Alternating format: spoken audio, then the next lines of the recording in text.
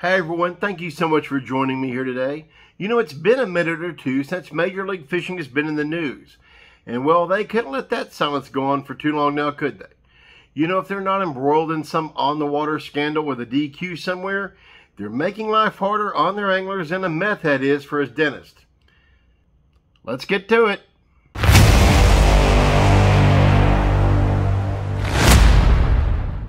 Just a couple of days ago, Major League Fishing issued a press release where they went over some important changes coming up in the 2024 and 2025 seasons. Starting out with 2024, they're going to go back to the every fish counts format. Now, in addition to that, though, they're going to split and stagger the groups during the days of competition. Let's explain. They're going to split them up like so.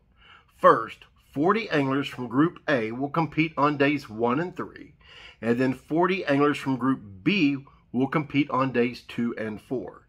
The top 10 from each group will go on to day 5, which will be the knockout round. Then the overall top 10 will go on to compete on day 6 in the championship round. Now that's the bulk of the changes for the 2024 season. 2025 is where it really takes a hard left-hand turn. First, they're going to be cutting the angler field down from 80 anglers to 50. That's down a whopping 37.5%. The first 35 of these anglers are going to be taken from the top 35 of the Lifetime Angler of the Year standings in MLF as of that 2024 season. I wonder who that benefits. Wait, what? The next 10 anglers will be chosen from the top 10 anglers who do not fit into that top 35 Lifetime Angler of the Year category. And then there will be 5 anglers only chosen from the Tackle Warehouse Invitationals.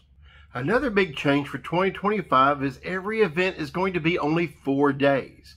Everyone's going to compete on day 1 and 2. The knockout round will be day 3, and the championship day will be day 4. Now let's talk about the story within the story, the payouts. Like I said, the field's been decreased by 37.5%.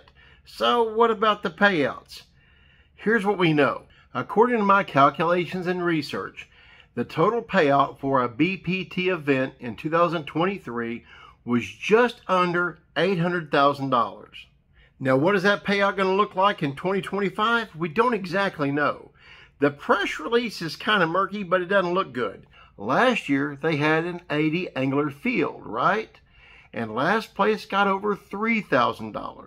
So let's say, for the sake of argument, 50th place, last place in 2025, only gets $2,000.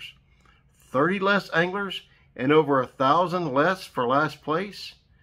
That doesn't look good, folks.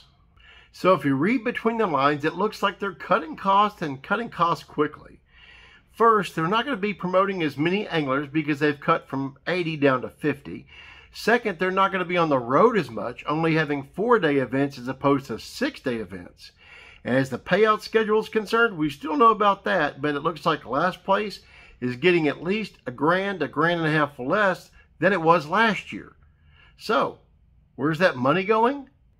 Well, they say they're making a big investment in their streaming coverage, and they're going to bolster it by a full 20%. This will mean that there's going to be 84 full days of streaming coverage during the 2024 season. Now, there's going to be some big ramifications with all these rule changes coming up for 2025. Now, remember when I said the whole thing about the top 35 anglers coming from the Lifetime ALY standings in MLF? There's a caveat to that. Do you realize these anglers are going to get a 1-year drop for every 3 years they fished? Yes. For every 3 years they've fished, they get to drop their worst year. This is clearly put in place to protect the good old boys club. You know, the original defectors from bass and those that were hand-gifted a golden ticket for admittance back when this thing was created. Meanwhile, if you're a college angler or a guy out there pounding the pavement on the Tackle Warehouse Invitational Circuit, good luck, because you're going to need it. And that's not even talking about somebody like Matt Stefan, you know, good friend of the channel. This is the second time he's qualified for the Bass Pro Tour, only to have a rule change screw him over at the last minute. The first time, it precluded him from even participating. This time, he's found out on short notice that he has 1 season to hit that top 10 outside of that top 35 Angler of the Year lifetime group to make it. If he doesn't land in that top 10, it's one and done for him. If I was him, I would at least be asking for a baked potato and a steak before the start of the season. Not to mention, wasn't the Bass Pro Tour conceived on the whole concept of every angler has a voice? Remember how they wanted to listen to all the disgruntled guys from BASS, take their input and create this league? Well, it's my understanding that there wasn't even a vote on these topics. It was pushed right through, lump it or leave it. Now, you know, there are some really good guys, really good anglers in MLF, and I really wish them the best. But I'm worried that if this thing keeps going down this road, it's going to end up the same way as version 1 of the carrot stick, exploding on the very next hook set.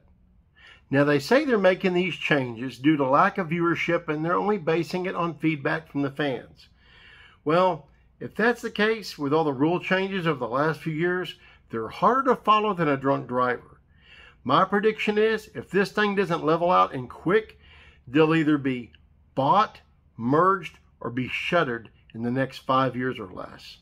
Well, everyone, thank you so much for showing up and watching today. Please do me a favor, comment, like, share, subscribe. And until next time we meet, keep it wet.